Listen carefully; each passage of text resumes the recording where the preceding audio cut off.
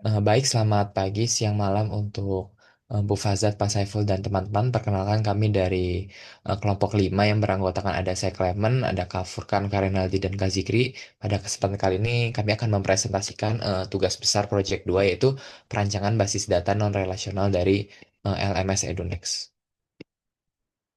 Oke, jadi ini merupakan skema dari ERD, pada dasarnya sama dengan yang digunakan di Project 1. Ada user course mata kuliah, assignment modul yang menjadi highlight nanti di perancangan OSQL-nya. Jadi kami memilih dua non-relational database antara lain dokumen database yaitu MongoDB dan juga column family database yaitu Cassandra. Nah, alasan kami memilih dokumen database adalah karena adanya fleksibilitas struktur data, skalabilitas dan performa yang tinggi serta cocok untuk data yang semi terstruktur.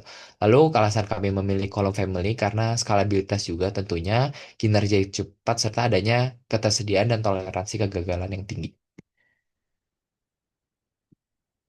Oke, kemudian berikut logical diagram dari MongoDB-nya. Nah, di sini tuh terdapat 32 collection gitu ya, yang di yang kita translate dari SQL, kita coba bikin padanannya untuk NoSQL. Tapi selain itu juga kita bikin 5 eh, collection, yang mana collection itu collection hasil denormalisasi. Tujuannya tuh untuk kayak mempercepat eh, pengambilan atau query-query yang mana membutuhkan butuh join-join kalau di SQL gitu, jadi agar lebih cepat. Next. Oke, berikutnya di sini ada MongoDB collection schema. Dari beberapa hasil denormalisasi kita buat collection baru yang dimana ada beberapa collection di sini tuh collection yang akan kita gunakan untuk query-query di MongoDB. Next. Oke, yang pertama di sini ada query untuk menampilkan daftar mahasiswa beserta mata kuliah yang diambil dan dosen pengajarnya. Di mana query itu bisa dilihat kita melakukan grouping untuk query tersebut. Eh, Query dilakukan pada collection student course lecturer denormalisasi dan hasilnya bisa dilihat juga sudah sesuai dengan apa yang mau kita munculkan. Lalu untuk rata-rata waktu eksekusinya tuh ada di sekitaran 0,339 detik gitu. Next. Berikutnya ini ada query kedua mencari total mahasiswa per mata kuliah sama ini eksekusi waktunya lebih cepat 0,010 detik. Berikutnya di sini ada mencari 5 dosen yang paling banyak mengajar mata kuliah. Di sini kita ada query limit juga 5, hanya menampilkan 5 data dan rata-rata waktunya sekitar 0,120 detik. Next. Kemudian query menampilkan mahasiswa yang mengikuti lebih dari 3 mata kuliah aktif. Di sini query-nya ada query grouping dan matching untuk total course-nya 3 dengan rata-rata query yang cukup cepat di 0,060 detik. Next. Ini ada mencari jumlah mahasiswa per fakultas. Ini juga ada melakukan grouping dan sort dengan rata-rata waktu eksekusi 0,111 detik. Next. Ini ada mencari mahasiswa yang mengulangi mata kuliah, ada grouping juga dan match dengan rata-rata query 0,234 detik. Langsung aja paling ya, next. Oh, untuk query, maaf, kembali ke yang performa 7, untuk query menampilkan mata kuliah dengan total modul dan submodul terbanyak, ini waktu eksekusinya sangat cepat ya, di 0,006 detik. Kenapa? Karena tidak ada melakukan sorting atau grouping. Next ke query insertnya aja. Oke, di sini ada contoh-contoh beberapa query untuk menambah mahasiswa, mata kuliah, mengganti status, survei, menghapus modul, dan mengganti dosen pengajar. Di sini rata-rata waktu eksekusinya sangat cepat ya, di bawah 10 milisecond.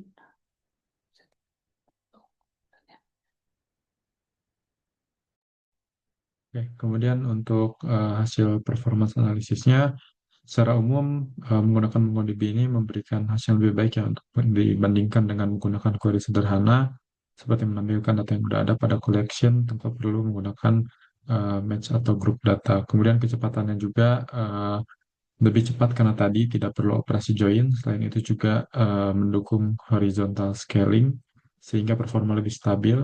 Kemudian juga setelah yang tadi di denormalisasi, query yang sebelumnya ini membutuhkan banyak JSON, sekarang cuman butuh 1 sampai 2 tahap pencarian sederhana. Tapi tadi ada sedikit redundan itu kalau misalnya menggunakan denormalisasi. Terus selain itu juga hampir semua query analytics ini langsung memanfaatkan indeks sehingga lebih efisien. Next. Oke, selanjutnya kita akan ke Cassandra. Jadi di gambar di samping ini merupakan logical diagram dari Cassandra. Jadi kami membuat sekitar 17 kolom family yang didesain mengikuti kebutuhan dari data itu sendiri. Jadi ini ada user, course participant, course by academic period. Lalu kita juga melihat enrollment-nya yaitu ada student enrollment, lalu ada juga student course count, student class repeated. Lalu kita juga melihat ada beberapa modul berdasarkan course-nya, lalu ada juga course berdasarkan modul assignment, dan ini juga kita melihat untuk beberapa submission, dan juga ini ada beberapa stat seperti course stat, lecturer, faculty, yang pada dasarnya ini merupakan query agregasi. Jadi kami ada 5 tabel yang berisi query agregasi, antara lain menampilkan jumlah mahasiswa tiap fakultas, jumlah mata kuliah yang diambil tiap mahasiswa, jumlah mahasiswa yang tergabung dalam tiap course, menampilkan jumlah mata kuliah yang diampu oleh dosen, serta jumlah pengguna dari EduNex berdasarkan role-nya. Dan ini merupakan implementasinya dari Cassandra sendiri. Jadi ini kita membuat key space-nya, yaitu EduNex LMS dengan replication dan replication factor 3 yang berarti diduplikasi ke 3 server yang berbeda.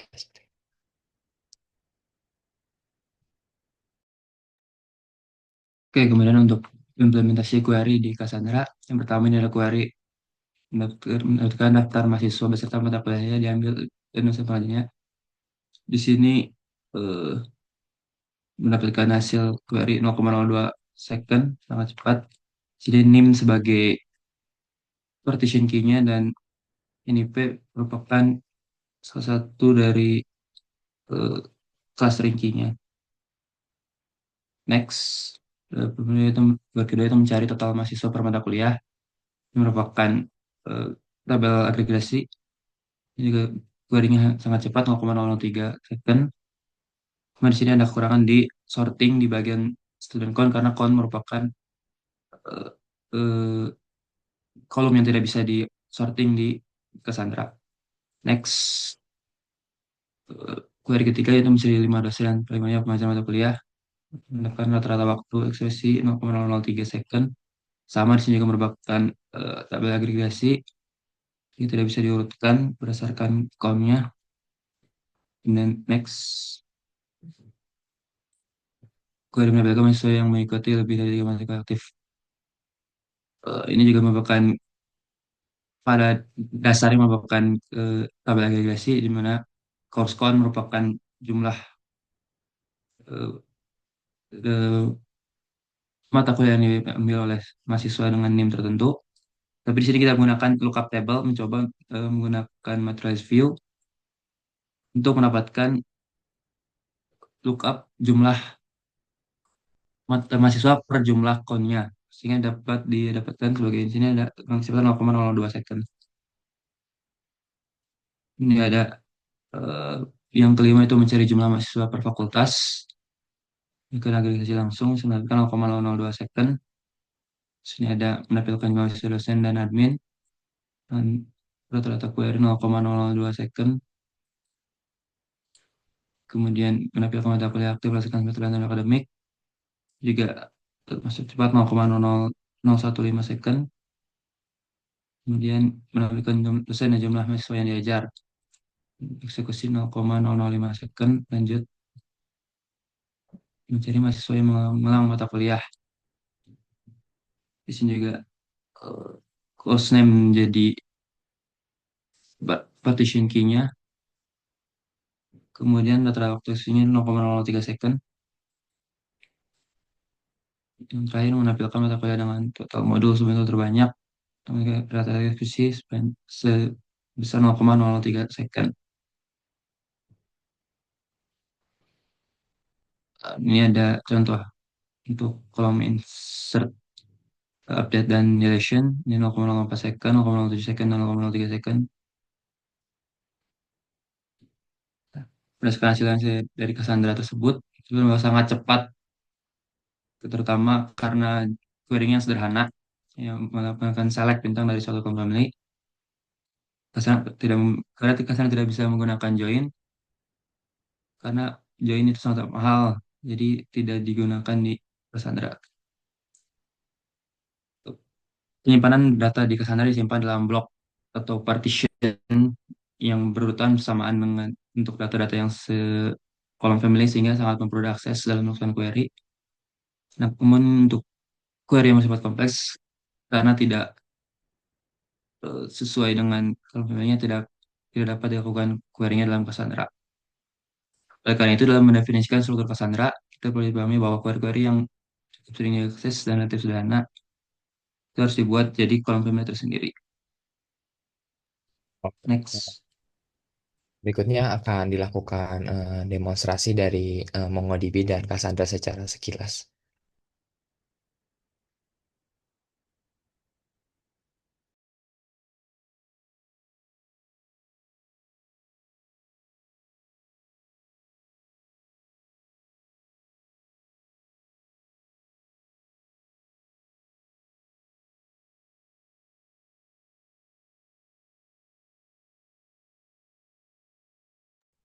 Oke, di sini saya akan coba mendemokan terkait MongoDB yang sudah diimplementasi. Di sini kita bisa lihat ada salah satu collection yang sudah dilakukan randomisasi dengan data sebanyak 76.000, dan kita akan coba menampilkan data mahasiswa yang mengambil mata kuliah dengan dosen pengajarnya. Nah, di sini kita bisa dilihat ada datanya sudah sesuai dengan apa yang kita minta. Di mana ada nama mahasiswa, NIM, terus ada mata kuliah yang diambil, dan ada dosen pengajarnya siapa saja. Seperti itu secara singkatnya. Mungkin bisa dilanjut oleh demo dari Cassandra.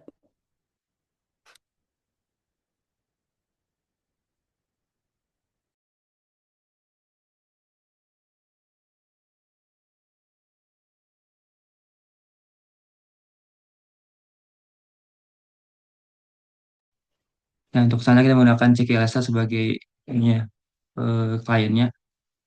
Kita bisa menggunakan use ini key space yang sudah dibuat. Bisa lihat description. Text. Nah, ini list table yang sudah di input, bisa lihat setelah